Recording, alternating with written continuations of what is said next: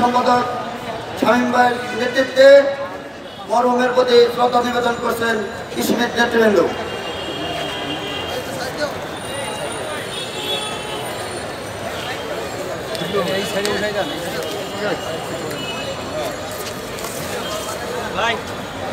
ইমরান ইমরান ইমরান সিদ্দিকরে বলো পুরো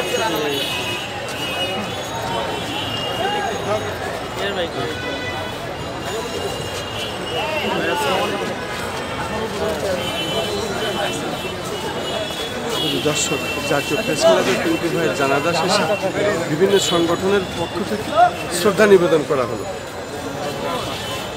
আমি খন্দকার মাসুদুজ্জামান, আমাদের তরফ থেকে আমরা এটা করে যাচ্ছি ইনশাল্লাহ। আমরা তাই